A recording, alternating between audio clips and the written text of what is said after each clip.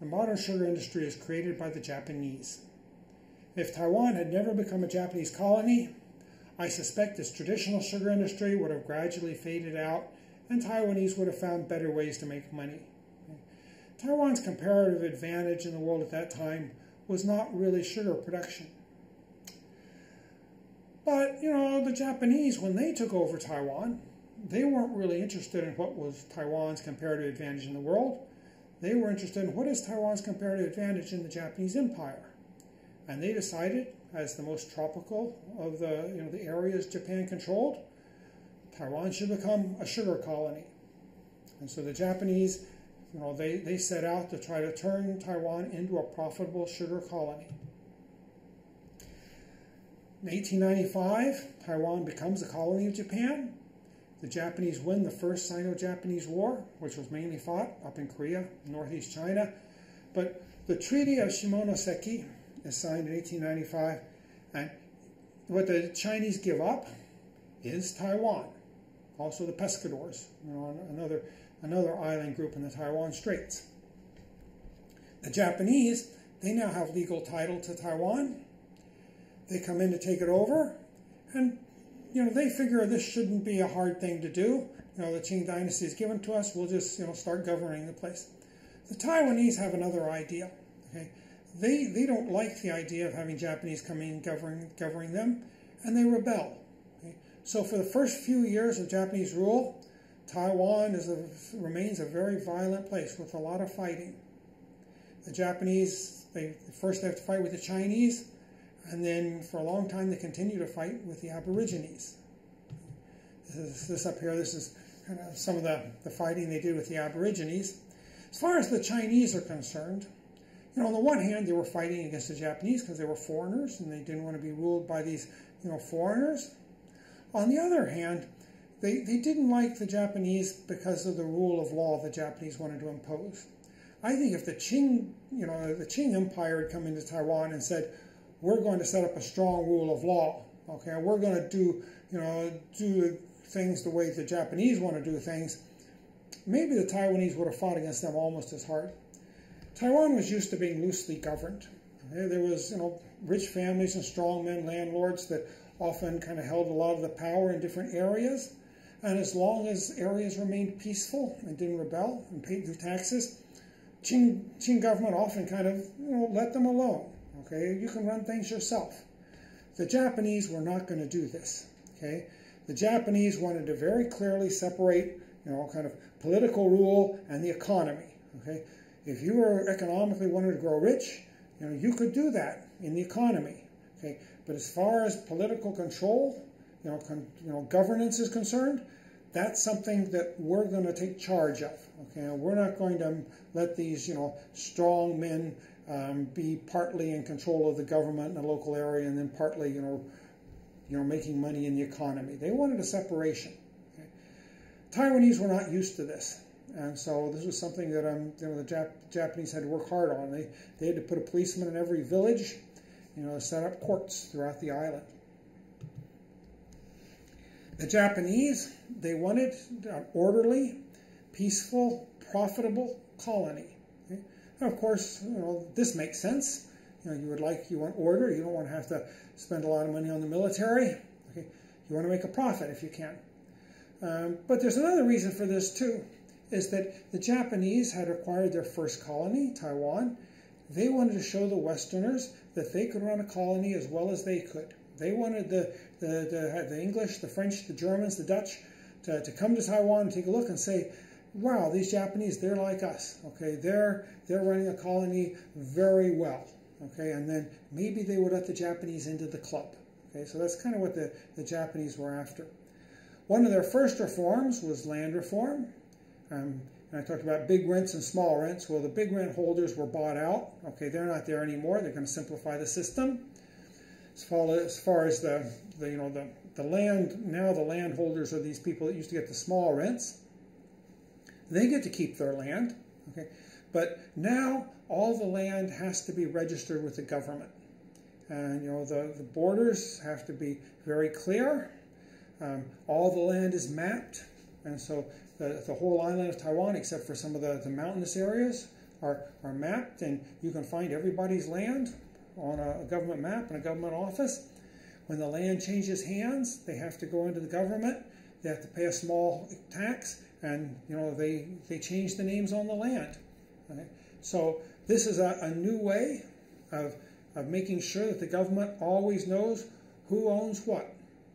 Now, the old Taiwanese system, they used contracts too, but often the government wasn't that sure who owned what. The people in the area knew who owned what. They had the contracts to prove it. Okay? But sometimes the government had a hard time getting the taxes out, okay, because they weren't always sure, who does own this land? Who should we get to pay the taxes? It's also important to have this land reform because if you want Japanese to come in and buy land, okay, they would have a hard time doing this under the Qing system because it was operated kind of informally and locally.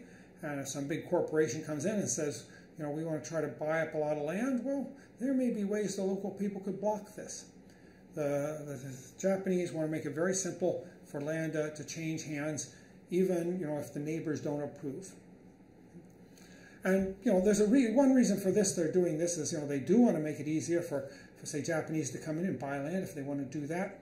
But the main reason for this is for taxes. Okay? Because once they do this land reform, they do raise the taxes 2 or 3 times, okay, by a large amount. And this land reform, which was expensive to do, it pays off for the Japanese just monetarily. Another thing they do is massive public works. When the Japanese army came in and fought the Taiwanese, they really didn't lose that many people in battle.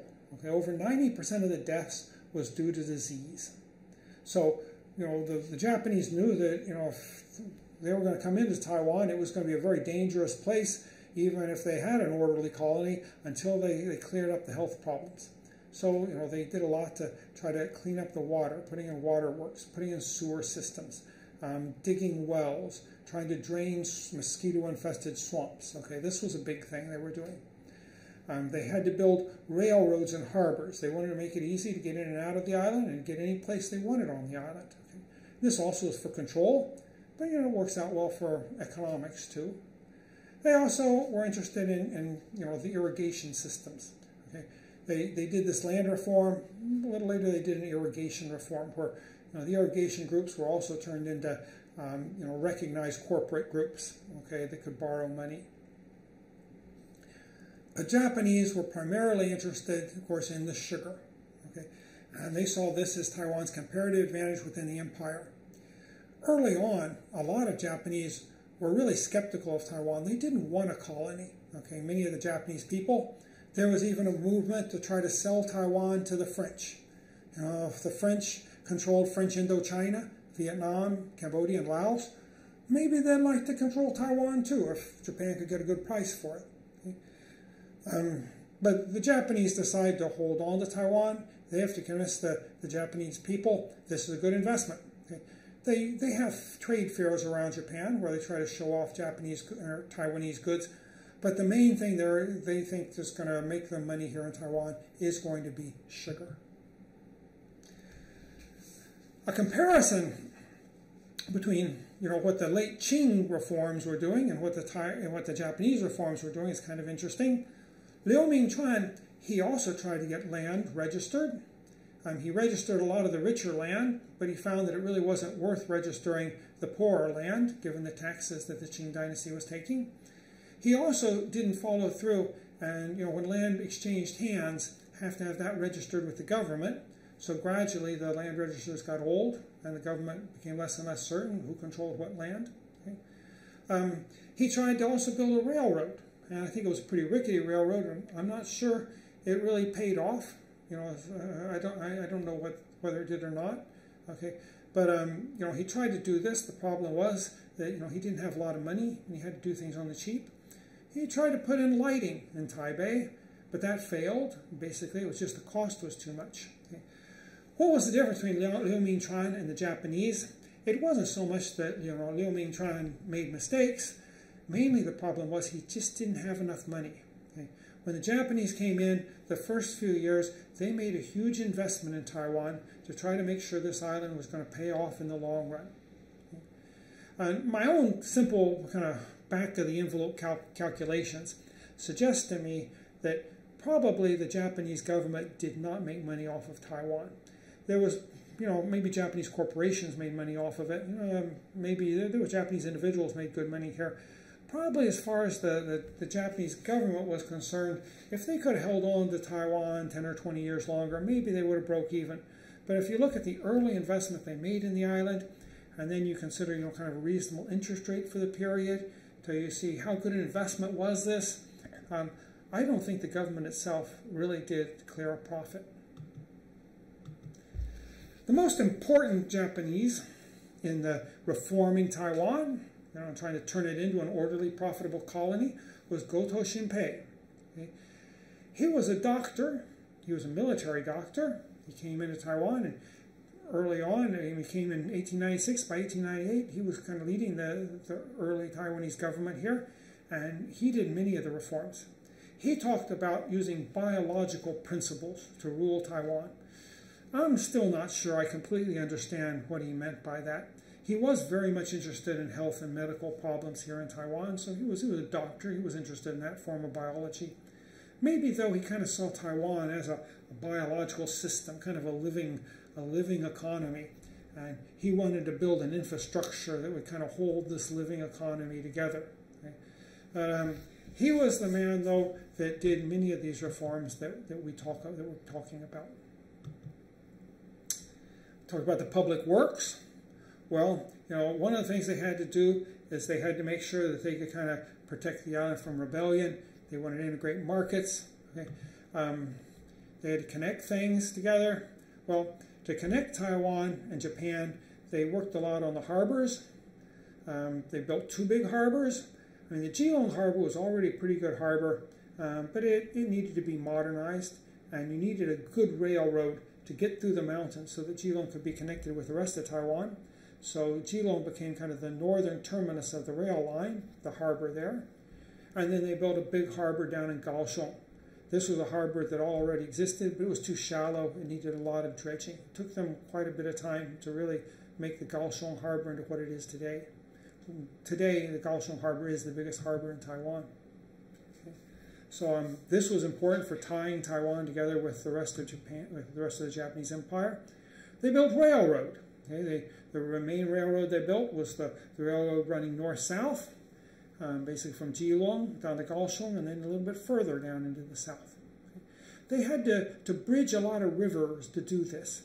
If you take the railroad or the freeway down north-south across Taiwan today, you'll notice that there's rivers there that are usually not that big, but they've got big, broad, rocky floodplains.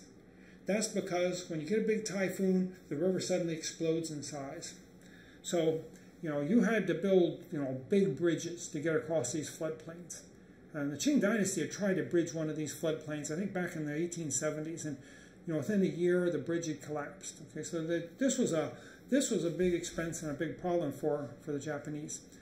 Originally, they had hoped to bring a private company in to build this railroad. Private companies weren't interested. The government had to do it themselves. This is one of the early trains running one of the railroads here. This is another train.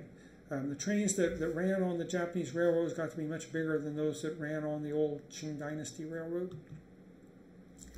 For local transportation, there was some roads, but you have to remember, 1895, 1900, there's not much in the way of automobiles around yet. Okay? So it's not necessarily clear that you need roads. Down south, they had roads for the ox carts in some places, or the buffalo carts that the sugar mills would use. But up north, they didn't really have much sugar. Okay? Most people just the coolies would carry things around on footpaths. Okay, often the little paths in between the rice paddies. Okay? So when they came to start building a local transportation system, they pretty much opted against roads at the beginning. They mainly went for these rail systems. Light rails, where you put down a light rail line, not so much narrower, so it takes less construction, and coolies can push people along the rails. And in this case, we see a passenger being transported. Often, though, it was goods being transported along these light rail lines. Okay? And there's a picture of one, the light rail, the bridges, going over one of the rivers. So this becomes very important. These light rail lines, the road system in the 1920s and 1930s is gradually established and becomes a competitor, and you start seeing trucks and buses in Taiwan. But the light rail lines at the beginning were by far the most important form of the local modern transportation. And another thing the Japanese did, they started trying to bridge the rivers, often with these smaller footbridges, if it wasn't for a rail line. There's a lot of hanging bridges in Taiwan. There were some hanging bridges in Taiwan before the Japanese came, but many of the hanging bridges we see today, those are of Japanese engineering, okay, to try to make it easy to get across these rivers and these gorges, okay, that fill a lot of the Taiwan countryside. So the Japanese, they did a lot to improve Taiwan's infrastructure. They did this because they wanted sugar. Okay? That was the main reason. They wanted to control the island. Eventually they find other things in Taiwan that's worth exporting. They take some of Taiwan's rice, and we'll talk about that next unit. Okay? But early on, they saw this as a sugar colony. The capital of Taiwan was set up still in Taipei. That's the north, closer to Japan. But really, the Japanese were more interested economically in the south, where the sugar was. This here is Kaohsiung Harbor, with bags of sugar going to be loaded on and taken to Japan. I want to make another comparison here to understand a little bit more about what's happening to Taiwan and how it compares to some other places around here.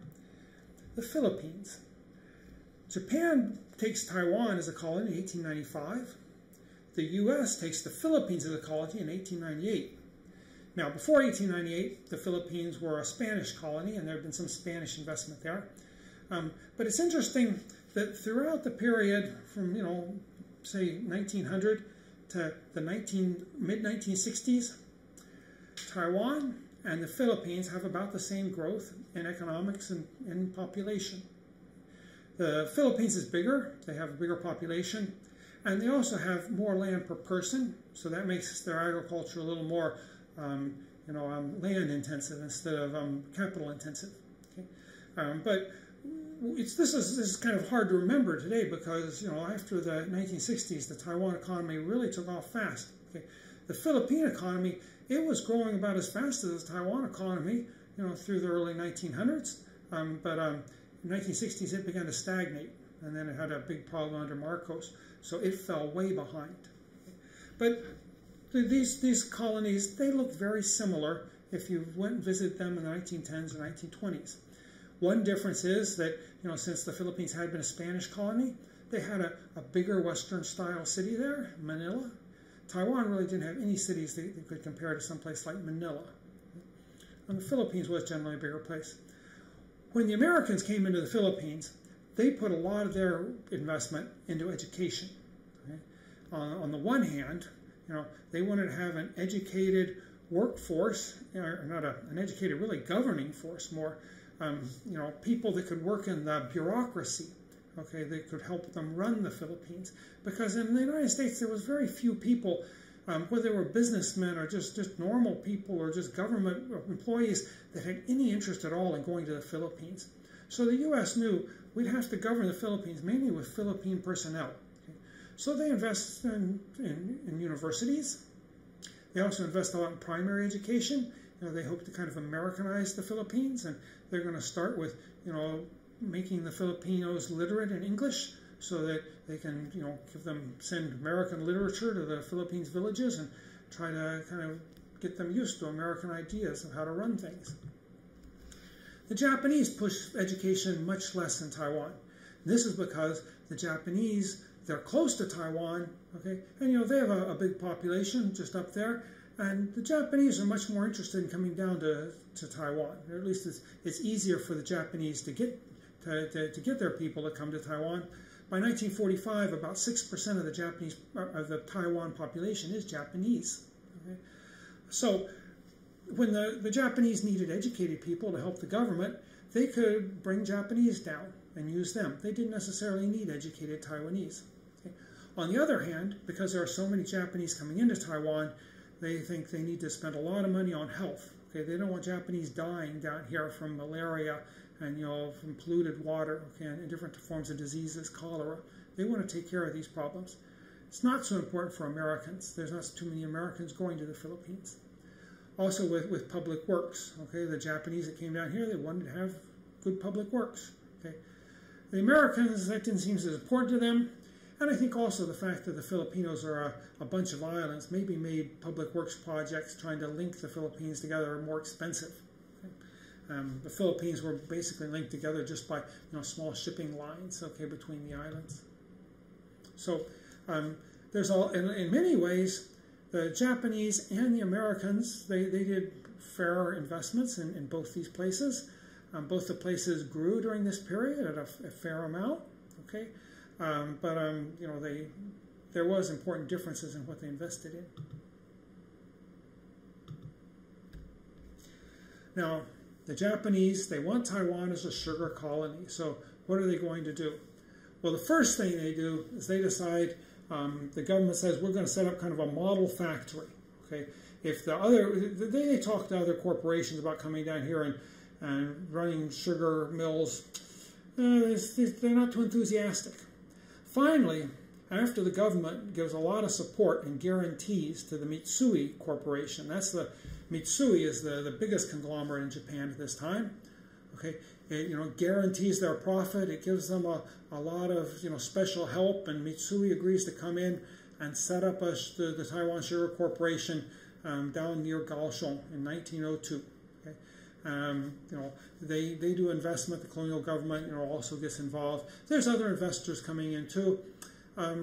So they set up this mill, and the mill is guaranteed a profit. It does okay, but it doesn't really bring any other investors in very quickly. It takes several years for more modern firms to decide that they are interested in building modern sugar mills. Okay? Of the next 6 modern sugar mills, and these were small modern sugar mills, usually not near as big as the Taiwan Sugar Corporation, 5 of them were Taiwanese. Okay? So when the Japanese, they tried to subsidize this, Japanese corporations originally said, we're not really interested. Okay? Taiwanese businessmen, they were interested as long as you gave them a subsidy. They liked that. Okay? One of the businessmen that got involved with this was Chen Zhonghe, which we talked about in the last section. He set up his modern sugar mill. There were some other rich Taiwanese that got involved with this. And another thing they did is Taiwanese started building renovated mills. Okay? The renovated mills are kind of half-modern mills. And these also were subsidized by the Japanese. Sometimes the Japanese would lend them equipment. They would have a steam engine, along with a pressing device that would press the juice out of the sugar cane. Okay? And that might be rented to a Taiwanese at a renovated mill, and he would use that. But then once the juice is pushed out, he might use more traditional methods like boiling the sugarcane juice and just making a simple brown sugar. Okay? So during the early years, the Japanese, they're subsidizing the industry, and mainly it's subsidies it's capital subsidies. If you want equipment, we'll lend you the equipment cheap. If you need money, we'll lend you the money cheap, or maybe we'll give you a subsidy. Okay? Well, that's very good for the Taiwanese, okay? Because the Taiwanese, they need capital. I said that in the north, interest rates have come down some, maybe 12 or 13%. That's still pretty high, though, okay? In the rest of the world, some of these big sugar mills, they're working with, capital that only costs them 5%. So the Taiwanese, they need these subsidies. The Japanese subsidies, they come from a sugar consumption tax. The sugar consumption tax is leveled in Taiwan, but mainly it's leveled in Japan. Okay? The Japanese were still under the unequal treaty regime, where they were not allowed to set up tariff walls, and so they couldn't set up a tariff wall to protect the industry in Taiwan. So what they would do is they would tax all sugar sold in Japan and Taiwan, and then they would take that money and use it to subsidize producers in Taiwan. The Taiwanese like this, and there is a boom in Taiwanese production. Gradually, though, the Japanese move on, and the most important thing that happens is by 1915, they're no longer subject to unequal treaties. They can put up their tariff wall. Okay, putting up the tariff wall means we no longer directly subsidize the capital investment. Now what we're going to do is we're just going to allow you to sell the sugar at a much higher price in Japan. And the Japanese who invest in Taiwan, they do set up a cartel, and they keep sugar prices high in Japan. Okay, so that's a big change. Now it's no longer a subsidy. It's just the fact that we're going to protect your market and we're going to allow you to sell the sugar at a high cost. Well, this does make the Japanese corporations interested. Okay? They come down, and in order to encourage them to set up big mills, they start setting up monopsony. The government sets up monopsony areas. A monopsony area is an area where everybody in that area, if they grow sugarcane, they must sell the sugarcane to you. And according to law, what happens is every year you come out in advance, you announce what your price is going to be for buying sugarcane.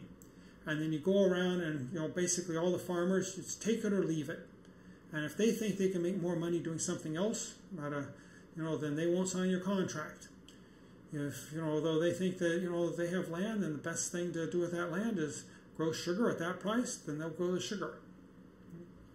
Now, there are other stories that early on, sometimes Japanese police would get involved in trying to push Taiwanese farmers into growing sugarcane. I've never really seen any strong evidence for that, but, it could have happened. Everything might not have done exactly according to the way it's written in the books. Okay, but this is what corporations needed.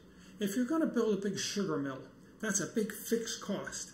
And you need a certain amount of cane every year in order to make that mill profitable.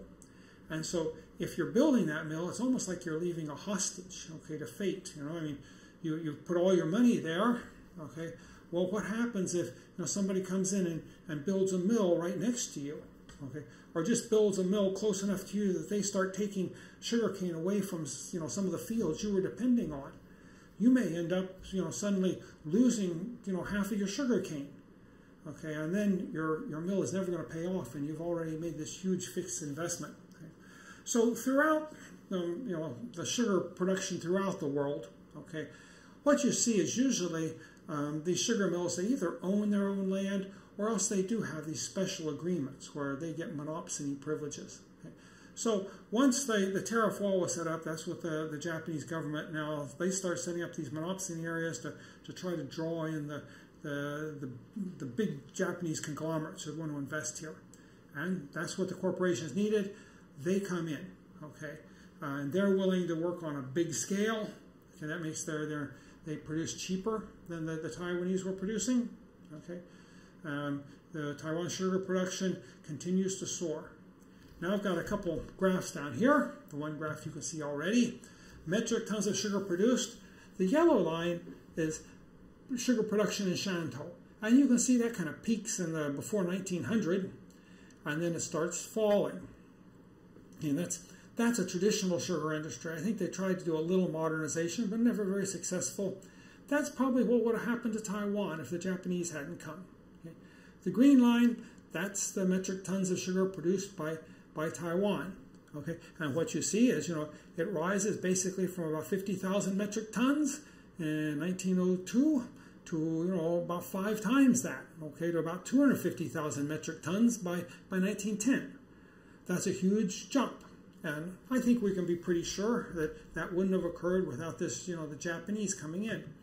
But that's just the beginning. That's this first little bulge you see right here in 1909. This graph starts in 1909. In 1910, you see that jump up. Okay, it goes way beyond that. Okay, what we're seeing here by the late 1930s, you're seeing what is that? About 1,400,000 metric tons of sugar being produced. Just fantastic growth. Okay. So the Japanese, they come in and they just build this huge industry centered in southern Taiwan, okay, but affecting the whole island. And this has a peculiar, one peculiar effect here that's, I think, worth noting. The Japanese sometimes talked about, Japan is for industry, Taiwan is for agriculture. And that's been picked up on. I think almost every person teaching history or economic history about the Japanese period will mention this fact. Okay, this was the Japanese policy. Taiwan was for agriculture. Well, that's not quite true, though the Japanese themselves thought it was true. Okay, here what we've done is we look at the value added in the secondary sector as percent of GDE. Now GDE is pretty much GDP. GDP is gross domestic production. GDE is gross domestic expenditure. They're pretty close. Okay, these figures just happen to come from somebody that measures GDE. It's easier to measure back in that period. Secondary sector, that's basically the manufacturing sector. Okay, maybe also includes construction, okay, something like that. Okay, the value added, the agriculture, of course, creates a value. When you process agricultural goods, then you take just, what's being added by manufacturing. Sugar, is really the value of sugar. Over half of it is in manufacturing. Okay, the value of sugarcane is less than a half of the value of the sugar, okay, that's being processed from the sugarcane. Manufacturing is a big part of the sugar industry. The Japanese built these big mills in Taiwan, and when you look at how much value added these mills were producing, up into the mid-1920s, Taiwan was more industrialized than Japan. Okay, that's really surprising. Okay, that's not what you expect of a colony, and clearly Japan was more modern than Taiwan. Okay, and Japan was a richer economy than Taiwan. Okay, and sometimes though we just associate industry with modernization, and we associate industry, with being rich. Okay, well, it's not always that simple. Now, the sugar industry, of course, was different than a lot of industries. Okay? One thing that makes a difference is it was very capital intensive. So in Japan, there was a lot more manufacturing workers than there were manufacturing workers in Taiwan, because the sugar mills didn't use much labor. They mainly, used machines. But a lot of people nowadays would think that, well, isn't using capital-intensive manufacturing with machines, isn't that even more modern than labor-intensive manufacturing? The Japanese were basically, most of their manufacturing was textiles. Okay? Taiwan, they're using these big machines, okay, to produce sugar. Now, some people just say, well, sugar, that's still agricultural. Textiles, that's not agricultural. But actually, textiles, so we're talking about cotton textiles. Cotton, that's manufacturing. That's agriculture. You're processing an agricultural good just like a sugar mill processes sugar cane. Okay, so that's not really the difference. One of the differences is that sugar mills are not located in the cities. They're scattered out in the countryside, so they don't need urbanization. Okay. One thing that's clear is that Japan was more urbanized, and that's reflected in the services sector. Taiwan may have had a bigger manufacturing sector than the Japanese, but they also had a much bigger agricultural sector, and the difference was Taiwan's service sector was small. Services are usually something you see more in the city. Okay. Japan had a small agricultural sector, and they had a very large service sector. And I think historically we have kind of tended to associate industrialization with modernization and with growing wealth. And in some cases that's true. But I think now, as we move away from kind of sort of post-industrial world, we need to start rethinking things. And I think Taiwan is a good example of how it looks like the modernization didn't really closely track industrialization. Okay? Maybe the most important thing about modernization is urbanization and services. Okay? That might be really what drives modernization. Okay, that's just an idea there. Something to think about. Korea, you can see Korea did stay less industrialized than either Japan or Taiwan, and eventually the Japanese do get more greater percent of their value added in the secondary sector than Taiwan by the 1930s, but Taiwan still has a pretty big manufacturing sector. How does this affect the Taiwan farmers? Well, I'm going to say a little more about this in the next section, but the Taiwanese farmers, they worked in these monopsony areas. The effect of the monopsony area was to try to keep the money the sugar mills were making from trickling down into the hands of the Taiwanese farmers. And they were somewhat successful in this.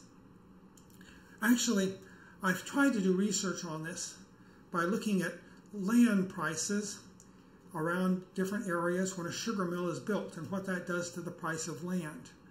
And I found some evidence that land prices actually kind of go up when a sugar mill is built near an area. And this might show that actually a sugar mill being built might be kind of good for the Taiwanese economy. It gives the Taiwanese another crop some of the times that they can produce. And maybe the sugar, even though it's a monopsony area, maybe the sugar mills will pay a little more than a traditional mill will be able to pay for your sugar cane. So I don't think this hurt the Taiwanese farmers, but most of the profits clearly stayed in the hands of the Japanese. Okay? So the monopsony kept most of the profits from trickling down into the Taiwanese hands. And up until probably the 1920s, Taiwanese don't seem to be growing much richer, even though the GDP in Taiwan is growing fast. Okay, and it's growing, partly because of these big investments in the sugar industry. But that seems to be passing by the ordinary Chinese farmer. And I'll talk more about that in the next section when we talk about how the sugar industry does affect Taiwan.